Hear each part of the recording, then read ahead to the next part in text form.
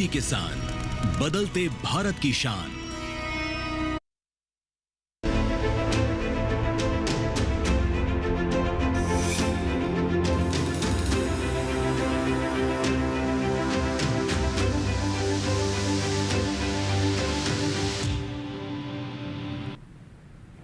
नमस्कार, आप देख रहे हैं दूरदर्शन किसान। मौसम खबर में आप सभी का स्वागत है। मैं हूं मोनालिसा। मौसम खबर में बताएंगे आपको मौसम पूर्वानुमान, पर्यटन पूर्वानुमान के बारे में, साथ ही तापमान की स्थिति और वायु गुणवत्ता का हाल भी जानेंगे और खेती किसानी की भी होगी बात।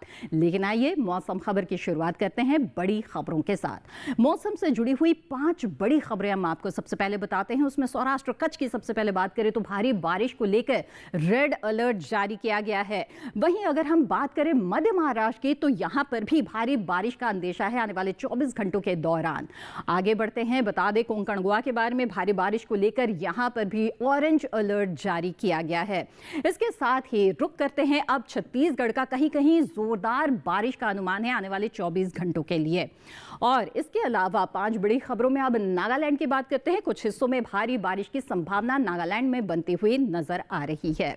आगे बढ़ते हैं अब और जान लेते हैं कि भारत मौसम विज्ञान विभाग ने किस तरह का अलर्ट जारी किया है। मौसम अलर्ट में आइए देखते हैं कि देश के वो कौन से हिस्से हैं जहां पर मौसम के लिहाज से आपको सतर्क रहने की जरूरत है या फिर नजर बनाए रखने की जरूरत है।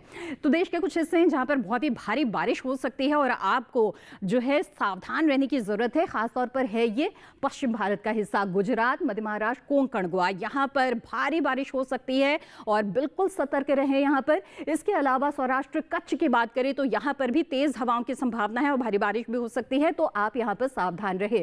साथ ही अगर बात करें पूर्वी भारत की और पूर्वोत्तर भारत की तो तेज हवाओं के साथ ही भारी बारिश की संभावना यहां भी नजर आ रही है, नजर बनाए रखने की जरूरत है। दक्षिण भारत के भी हरे रंग के ये सभी इलाके ऐसे हैं जहां पर आपको नजर बनाए रखने की जरूरत है, क्योंकि गरज चमक के साथ तेज हवाएं इन इलाकों में भी चल सकती है। साथ ही मराठवाड़ा, छत्तीसगढ़, मध्य प्रदेश में भी तेज हवाओं के आसार नजर आ रहे हैं। गरज चमक के साथ आपको नजर बनाए रखने की जरूरत है।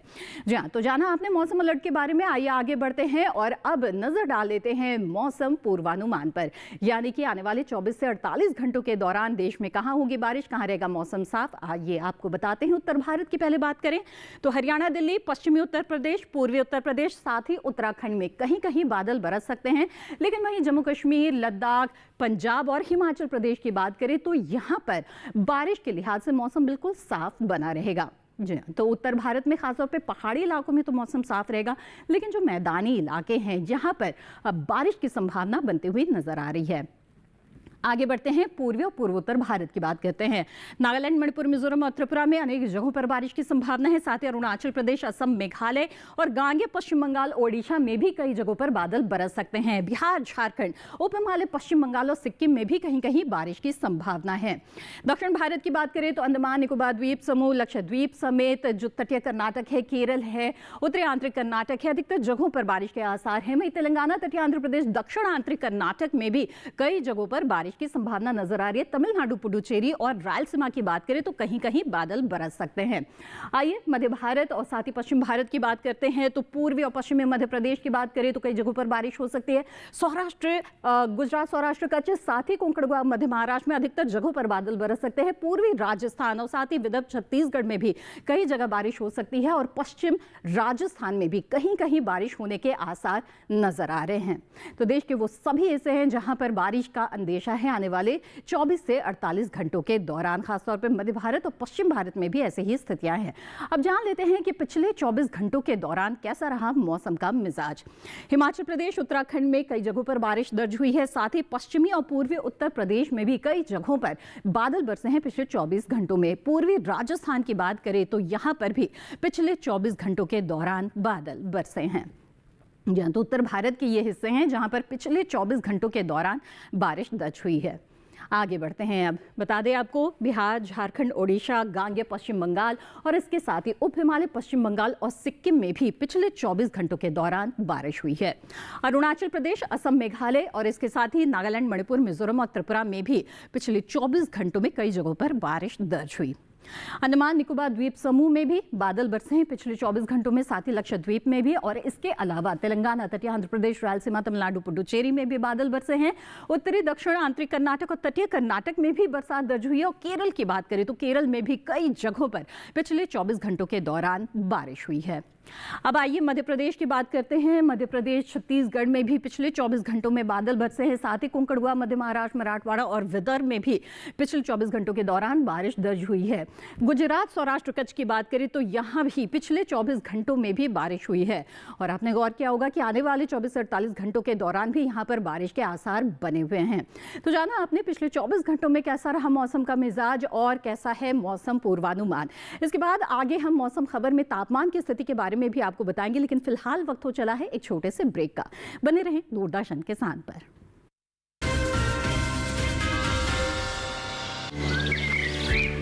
पता है, कल जो है मेरे घर पर एनएसओ के अधिकारी आए थे। मैंने तो उन्हें सारी सही जानकारी दे दी। हाँ, मेरे घर पे भी आए थे। अच्छा, तो मैंने भी उनको सारी जानकारी दी। ये एनएसओ क्या है और क्या जानकारी दी आप लोगों ने उन्हें? अरे एनएसओ यानी नेशनल स्टैटिस्टिक्स ऑफिस, जो इस समय पूरे देश में हाउस होल्ड हेल्थ एक्सपेंडिचर सर्वे कर रहा है, जिसके अंतर्गत पूछा जा रहा है कि पिछले 1 साल में किस तरीके की बीमारियां हुई हैं, कितना खर्चा आया है और बीमा का फायदा हुआ या नहीं। और अगर किसी घर में महिला माँ बनी है, कोई टीकाकरण की गई जाँचें और डिलीवरी किसके द्वारा हुई, कहाँ हुई, और सबसे जरूरी बात, माँ और बच्चा सुरक्षित है या नहीं। और ऐसी स्वास्थ्य संबंधी जानकारियाँ इकट्ठी की जाती हैं और हमसे साझा की गई जानकारी के द्वारा सरकार ये तय करती है कि आने वाले समय में स्वास्थ्य संबंधी नीतियाँ कैसी हों, सुविधाएं बेहतर कैसे बने। और सबसे महत्वपूर्ण बात, ये सारी जानकारी 100% गोपनीय रखी जाती है। हमने तो अपनी जिम्मेदारियां निभा दी, अब बारी है आपकी।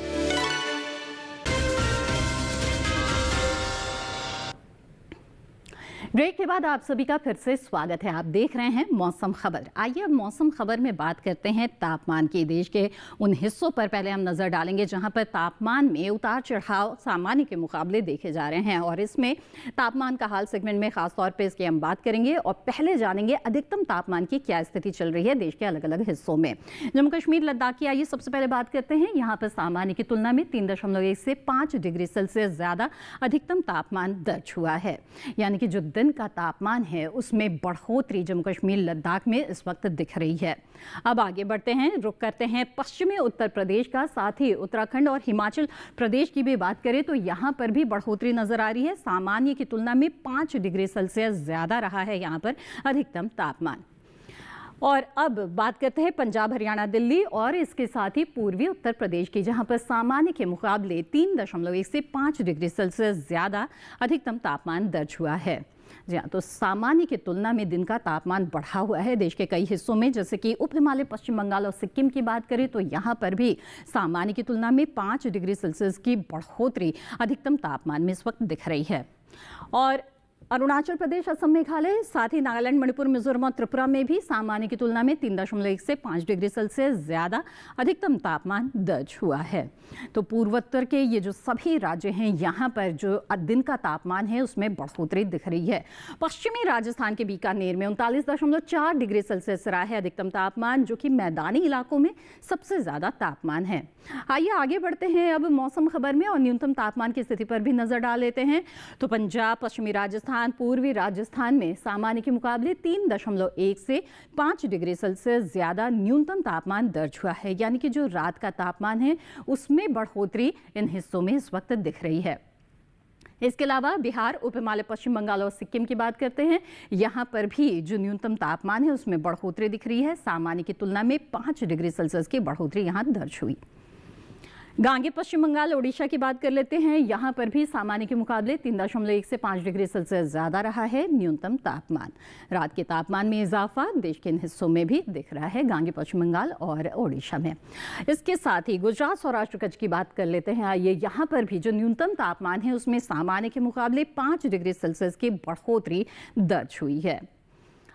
और इसके साथ ही पश्चिमी मध्य प्रदेश, पूर्वी मध्य प्रदेश की बात करें तो यहाँ पर भी ऐसे ही हालात नजर आ रहे हैं और सामान्य के मुकाबले 5 डिग्री सेल्सियस की बढ़ोतरी इन हिस्सों में भी दर्ज हुई है। और मध्य महाराष्ट्र के जेयूर में 18.5 डिग्री सेल्सियस रहा है न्यूनतम तापमान। मैदानी इलाकों में ये सबसे कम तापमान दर्ज हुआ है। तो जाना अपने देश के किन हिस्सों में तापमान में बदलाव की स्थिति नजर आ रही है सामान्य के मुकाबले, और मैदानी इलाकों में सबसे ज्यादा और कम तापमान का हाल कहां पर रहा। आइए अब देश के सभी शहरों पर नजर डालते हैं और देखते हैं यहां पर कैसा रहा तापमान।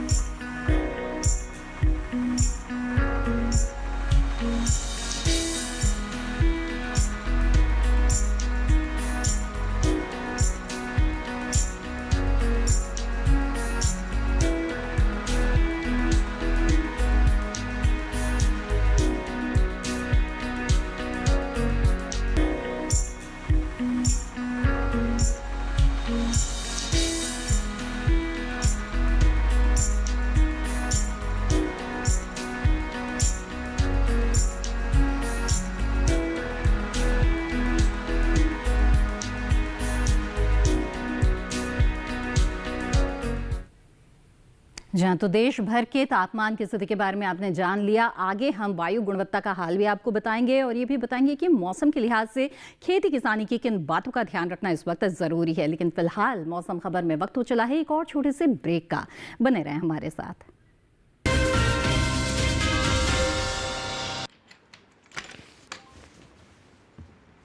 बोल बोल के थक गया। क्या हुआ? नया किडबैग चाहिए। तो पहले कैप्टन से बोलो, नहीं सुना तो मैनेजर से। करेक्ट। तो ऐसे ही पहले शिकायत बैंक से करें, 30 दिनों में जवाब या समाधान ना मिलने पर CMS पोर्टल पर शिकायत करें। तो पहले बैंक फिर CMS पोर्टल, नहीं तो शिकायत होगी नामंजूर। चले ले आ गया नया किडबैग। RBI कहता है पहले अपना बैंक फिर RBI ओम्बुड्समैन। किस फसल की क्या है चाल, किस मंडी का क्या है हाल, उतरते चढ़ते भाव का असर, आयात निर्यात का क्या है असर, कैसा रहेगा आगे बाजार, बताएंगे मंडियों के जानकार। देखिए मंडी खबर सोमवार से शनिवार शाम 5 बजे सिर्फ दूरदर्शन किसान चैनल पर।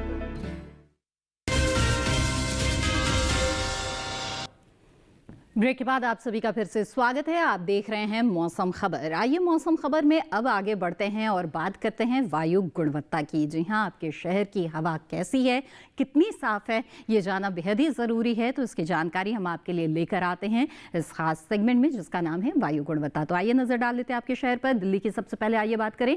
यहाँ पर 147 है वायु गुणवत्ता सूचकांक, यानी कि औसत की श्रेणी में दिल्ली शहर की हवा इस वक्त कही जा सकती है। जी हाँ, तो दिल्ली की बात हमने कर ली। अब पुणे का ये रुख कर लेते हैं। 62 है यहाँ पर एयर क्वालिटी इंडेक्स, यानी कि जो पुणे शहर की हवा है वो इस वक्त संतोषजनक के स्तर पर बनी हुई है। अब आगे बढ़ते हैं और मुंबई की बात कर लेते हैं। 45 वायु गुणवत्ता सूचकांक यहाँ पर आंका गया है। ये जो श्रेणी है वो अच्छी श्रेणी है, यानी कि मुंबई शहर की हवा इस वक्त अच्छी कही जा सकती है।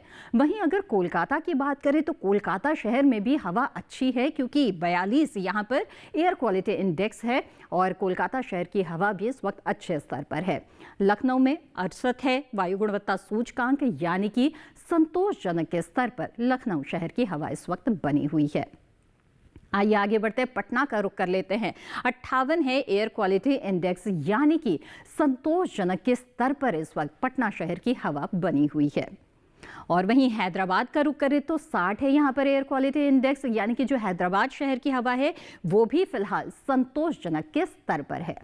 या तो सेटिस्फैक्टरी, संतोषजनक के स्तर पर हवा है। बेंगलुरु में 58 है, यहाँ पर भी जो हवा का स्तर है वो संतोषजनक की ही श्रेणी में आता है। तो बेंगलुरु में भी संतोषजनक स्तर पर हवा है। अहमदाबाद में 74 है एयर क्वालिटी इंडेक्स, यानी कि यहाँ की जो हवा है इससे भी हम संतोषजनक की श्रेणी में मान सकते हैं। यहाँ की हवा भी संतोषजनक। तो जाना आपने कि किस तरह से हवा का स्तर है देश के अलग अलग शहरों में।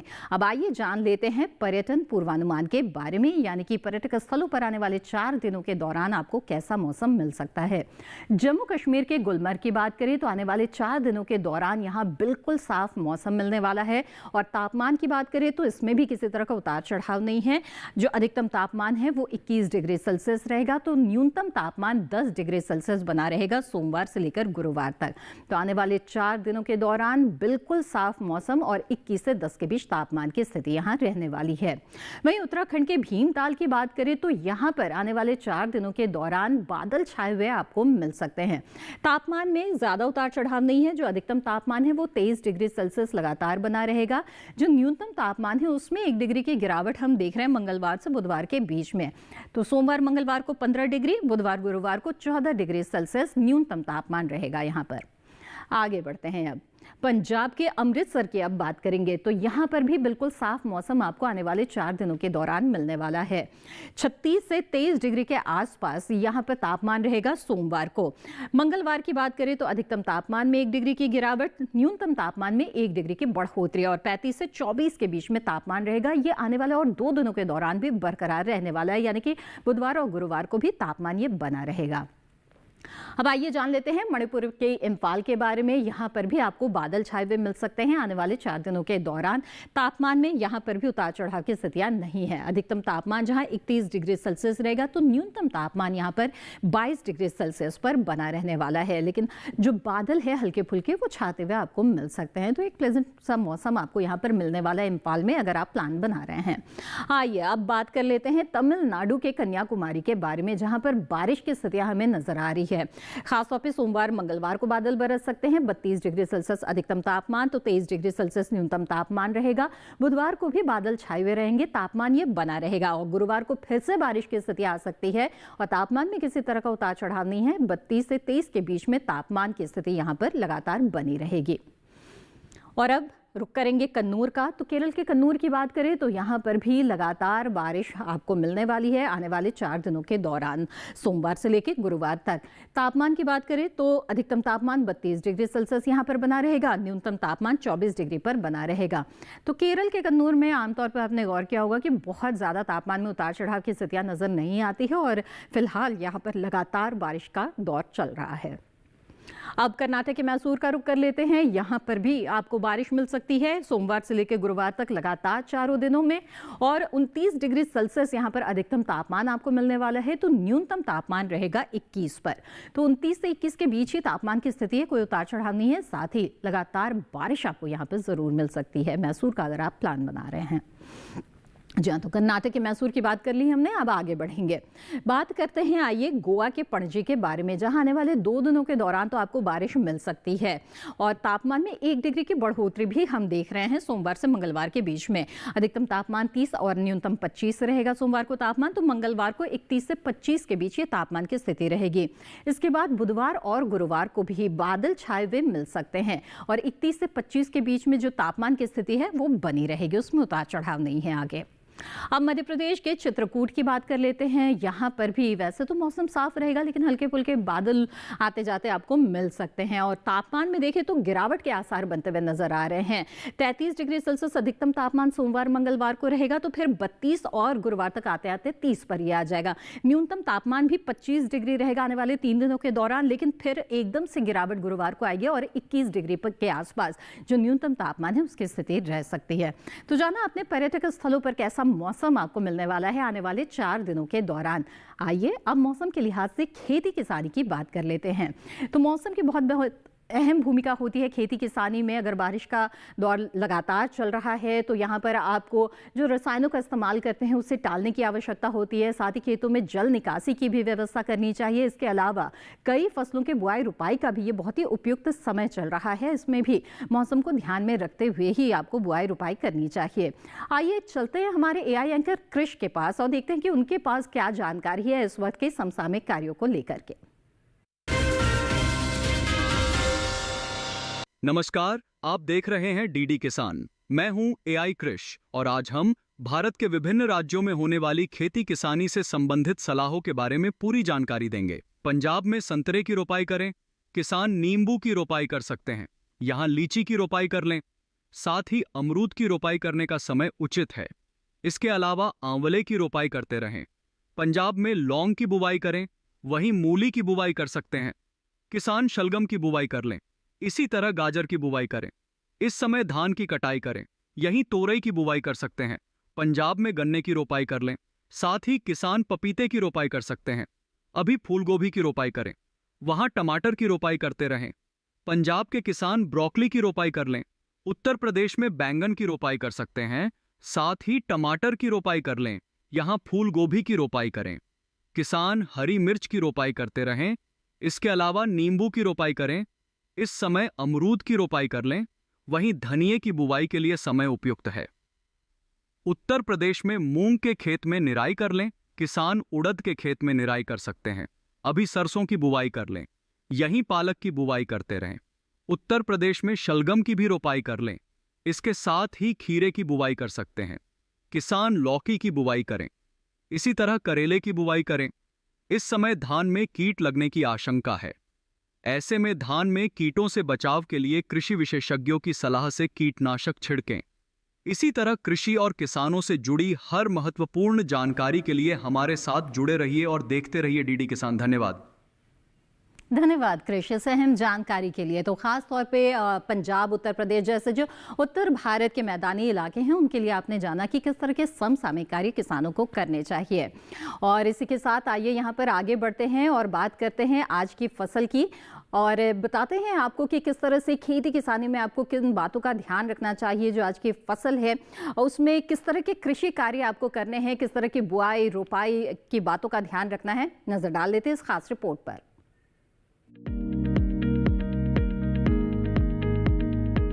धनिये की खेती के लिए दोमट मिट्टी सबसे अच्छी मानी जाती है। इसे अच्छे जीवांश युक्त भारी भूमि में भी उगाया जा सकता है। खेत में जल निकासी का उचित इंतजाम जरूरी है। बोने से पहले खेत को अच्छी तरह जोत ले और मिट्टी को भुरभुरा बना ले।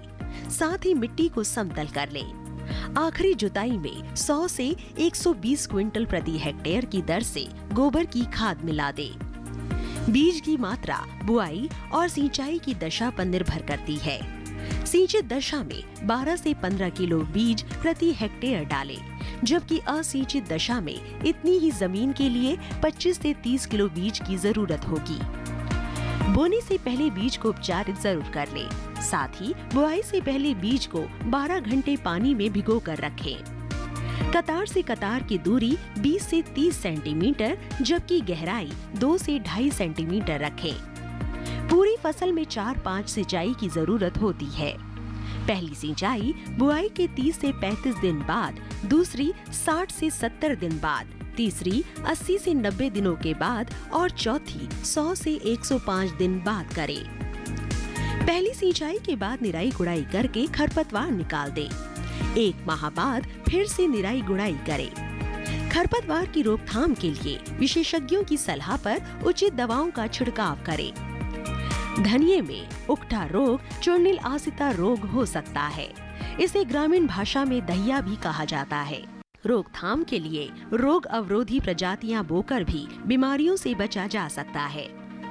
फसल चक्र अपनाना भी बेहतर रहता है, लेकिन किसान इस बात का ध्यान रखे कि फसल में किसी भी तरह की दवा का छिड़काव करने से पहले कृषि विशेषज्ञों की सलाह जरूर ले। पूरी फसल होने पर पत्तियों की तुड़ाई सावधानी से करें। ध्यान रहे तोड़ते समय पत्तियां बर्बाद ना होने पाए। 1 हेक्टेयर जमीन से 125 से 140 क्विंटल तक हरी पत्तियां ली जा सकती है।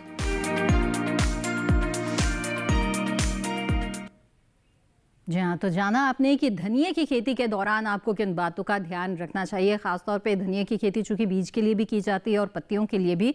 खासतौर पे पत्तियों के लिए अगर आप खेती करना चाहते हैं तो किसी भी समय इसकी खेती आसानी से देश के किसी भी हिस्से में की जा सकती है। बहरहाल इसी के साथ मौसम खबर में आज बस इतना ही। उम्मीद है मौसम खबर से आपको मदद मिल रही होगी। मौसम खबर को आप दूरदर्शन किसान के यूट्यूब चैनल पर भी देख सकते हैं। इसके लिए टीवी स्क्रीन पर दिखाए जा रहे QR कोड को स्कैन करें, आप सीधे हमारे यूट्यूब चैनल से जुड़ जाएंगे। मौसम का ताजा हाल और कृषि सलाह लेकर फिर होंगे हाजिर। तब तक के लिए दीजिए इजाजत और आप बने रहें दूरदर्शन किसान पर। नमस्कार।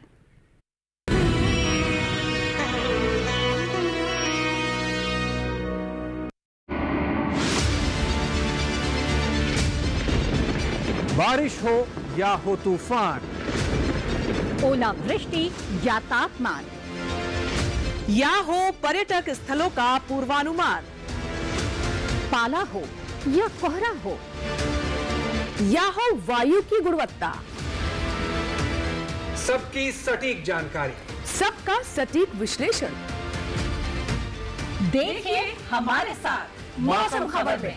मौसम खबर, देश के मौसम का सबसे तेज और सटीक विश्लेषण रोजाना शाम 7:30 बजे DD किसान पर।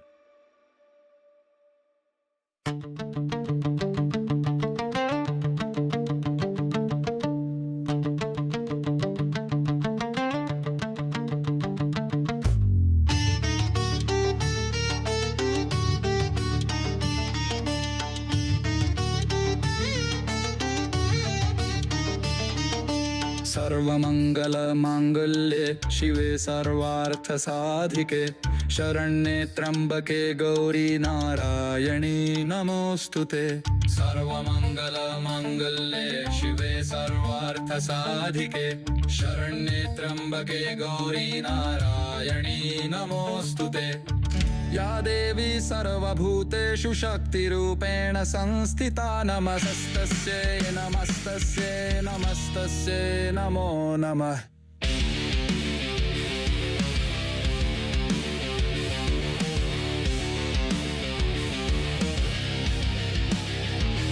या देवी सर्वभूतेषु शक्तिरूपेण संस्थिता नमस्तस्यै नमस्तस्यै नमस्तस्यै नमो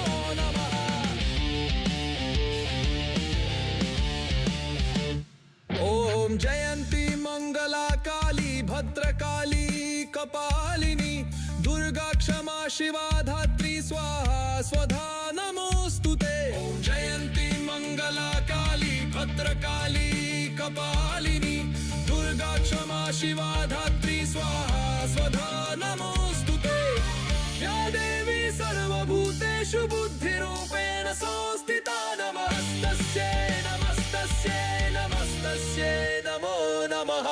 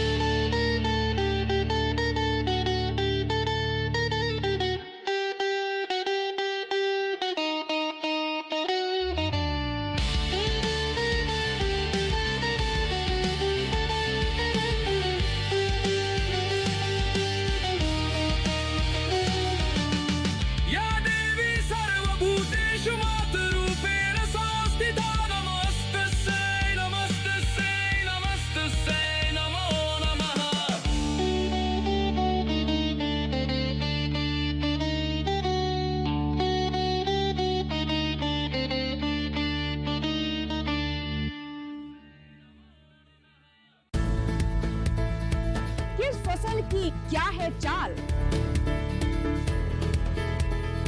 किस मंडी का क्या है हाल, उतरते चढ़ते भाव का असर। आयात निर्यात का क्या है असर? कैसा रहेगा आगे बाजार? बताएंगे मंडियों के जानकार। देखिए मंडी खबर सोमवार से शनिवार शाम 5 बजे सिर्फ दूरदर्शन किसान चैनल पर। मशीनों के दौर में जी रहे हैं हम। काम को बेहतर और आसान बना रही हैं मशीनें। खेती को दे रही है नई ऊंचाइयां, किसान के लिए है वरदान।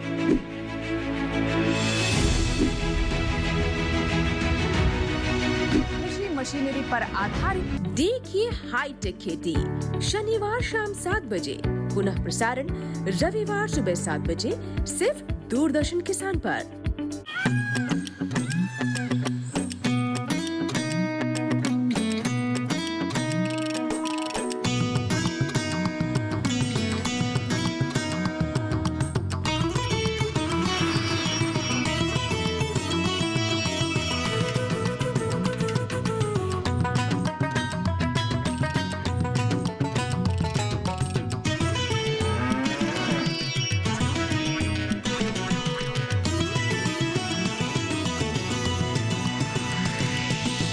डीडी किसान, बदलते भारत की शान।